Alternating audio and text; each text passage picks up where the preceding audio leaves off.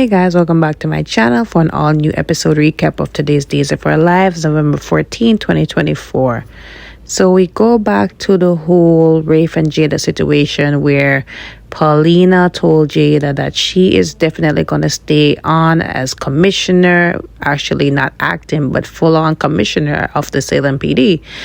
So at the time, Rafe was all, okay about it because, there was no ifs, ands, or buts when it come on to Paulina changing her mind about it.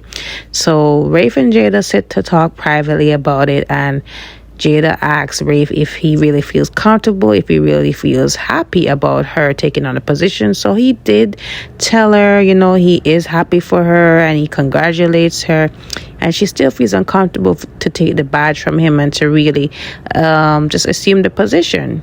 So she got a work call, and of course, she kind of fumbled with how she should address herself, whether to say acting commissioner, but then she changed her mind to say Commissioner Hunter. So, she had to tend to a call. So she said that, they'll talk later on at home. So, of course, visibly, Rafe can tell, Jada that he's not happy. He's happy about her taking the position, but body language is everything, and I can tell that Rafe is definitely not happy about Jada actually taking the job that he worked so hard for. And it's okay to not be happy if your partner is now in control or you are not used to that all. It's all completely fine. So once Jada left the pub, Roman came over to just, speak to Rafe. He said that he couldn't help but overhear the conversation that, Jada got the position of commissioner, and he just wanted to ask how Rafe really feel, right? So Rafe tells Roman this BS story about how happy he is for Jada, and, she's well deserving of the job and all that. So Roman is like, cut the BS out. Like, how are you really feeling? So he tells Roman how he really feels, which is he is upset that he has been demoted to detective. He's not happy for Jada. He has no problem taking orders from Jada because he used to work underneath Hope. Hope used to be the commissioner. He was a detective, and he has no problem with a woman in charge and all of that, right?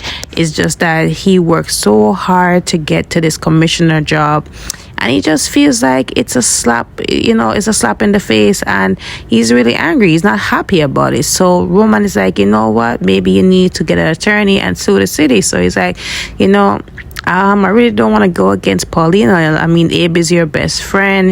She's married to him. He's your best friend. So he's like, yes, I understand that. And while I think the world of Paulina, you have every right to seek legal counsel about this.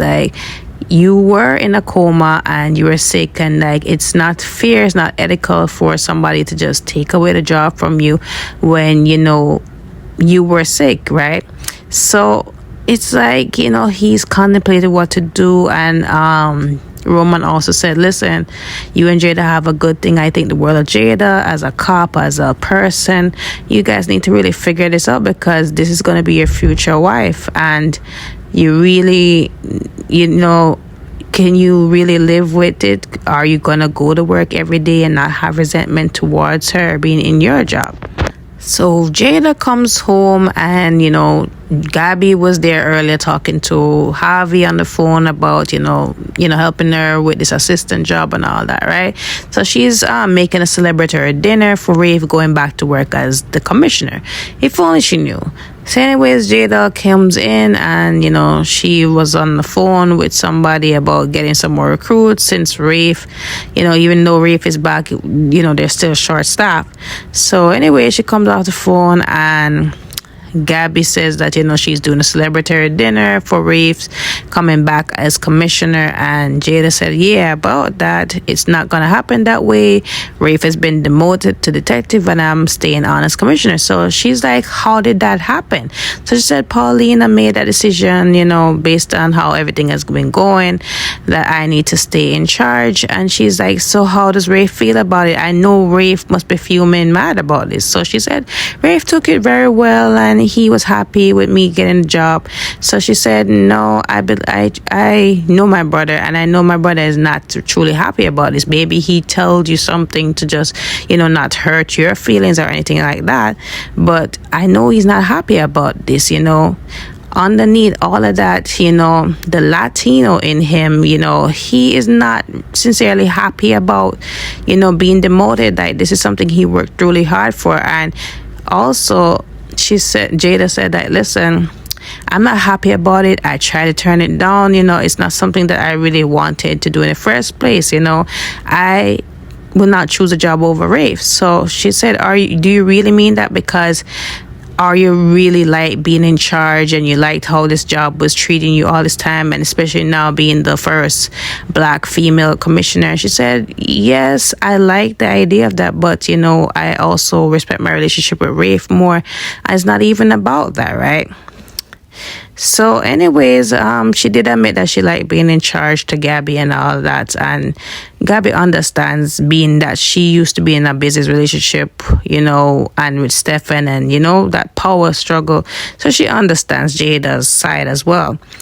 But she also gave some sage advice, and Gabby's redeeming herself for me today, because the last 2 days she was just being a pain in the butt. But she did tell Jada some sage advice, which is, she's not going to tell Rafe what Jada said to her. Is complete confidence. However, she did tell Jada she needs to talk to Rafe as soon as possible about how she really truly feels about the job position, and Rafe needs to be honest with her as well, in order to keep this relationship afloat. So anyways, we go to Tate and Sophia. So Tate ended up telling Sophia that Sophia asked at first, what is going on? I haven't heard from you all this time. I thought you were ghosting me. So he says, it's not like that. I've been dealing with family stuff and studying and all that. So anyways, he tells Sophia that, he had the talk with Holly. He told her that they slept together, and he's just committed to starting a relationship with Sophia. So Sophia's surprised, because she thought, based on how Holly was talking, that they was going to come back together as one. And she's like, I didn't tell her that we slept together. So he said, yeah, I had to tell her the truth. I had to be honest. And I didn't want to just, up and leave, we just slept together and all that. So she said, is it out of sympathy? So he's like, no, it's nothing like that. I really just want to be honest. And, I really do think that we are worth a shot. So anyways, she buys it. She said, listen, at first she was like, okay, back in the day, I was lusting after you and all of this, but I've grown past that, and if somebody's not into me, I am not going to be into them and all that. But anyways, he persuades her, he kisses her. So she buys it, and she said, you know what, let me show you how I feel, and let's take it to the bedroom and all of that. So I'm saying, if this relationship started initially on just lusting and in sexual activity, it's not gonna pan out. He had something really good with Holly. It wasn't just physical or anything like that. It was really mental and emotional. So I don't know how this is going to pan out, but it never normally works out, in my opinion. So while that is going on, Holly, meets up with Aaron, and, she said she heard about his brother being in jail and all that, so she wanted to check in on him. So he said that, at this point, everybody in town know about it, that my brother is a homicidal maniac, and he tried to kill Chad for his money and all that. So she said, yeah, I actually was in Paris when it all went down. I was visiting my mom, and, I saw that unfold. So is it true that he was working with this woman that was posing as Abigail? So he said yes. Turns out that woman is my sister, and she survived the accident, and turns out my mom survived the accident that killed my dad. And it's just a whole mess right now, and we don't even know if she's alive or not. If the drug lord Clyde Weston had something to do with it. So she said, oh, Clyde Weston, the guy that killed Abigail. So she said she doesn't understand why they would have done what they did and why they ended up in jail. So she mentioned to her that because of their mom and all that, that's why they did what they did. So So she understands it, but she also feels bad for Aaron, and she asked him how he explained it to Felicity. So he said Felicity is, taking it in stride and just trying to be there for him and comfort him, so, they don't really know how she's really feeling on the inside. So she said that if there's anything that I can do for you or Felicity, I am here, we are friends and all that, right? So at some point, he asked her about her mom and how did that go. So she said it went well. We mended fences, and if only that would be the same for Tate. So he's now with Sophia. So he's like, that's my fault. I did tell Tate if you guys are done that he should go for Sophia. So she said, yeah, I mean, he did go for her, like they slept together and all of that, right? So I realized that over the years, JJ has not passed his, pig-headed, stubborn ways, right? So he comes in, barging in, and he said, your idiot brother let go Cat. We gotta find her. Like, this is preposterous. Like, after all she did to me and you and our family and all that. So at this point, Cat comes in. Of course, he storms after her, and he's like, you have a nerve showing up here after all that you did and all that. So Chad had to part them, and Chad said, listen, there's more to it than there's more to it, right? So he's like, how could this be? Like, I'm not understanding it. So he tells JJ that I'm doing this for Abigail, and he's like, I know she has hurt you. I know she has, lied to you, make you believe that she was Abigail. But come on, no, like, why would you put yourself through further hurt? So he's like, believe me, I'm not doing this to get further hurt. Like, Clyde called me the other day and tell me that I needed to, hand deliver her to him so that I can get back Abigail's remains.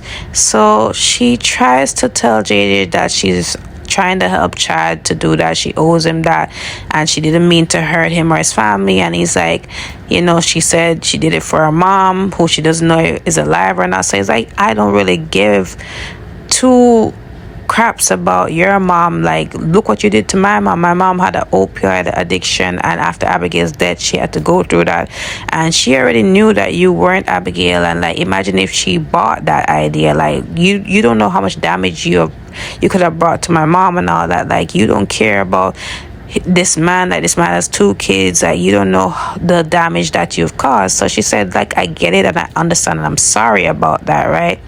So anyways, Chad asked JJ if he could keep it to himself so that it doesn't go back to Clyde. So he's like, I don't know if I can do this. So anyways, that was it with him, because like he said he doesn't know if he can keep it to himself. So I don't know how this is gonna go. He's still incredibly upset, and Chad understands that, but Chad is just asking him to just trust him and trust the process and all that. So that is it, guys, for today's episode. Not really a long episode, so it was really good. But don't forget to like, follow, and subscribe to my channel. Comment below your thoughts on today's episode. See you tomorrow.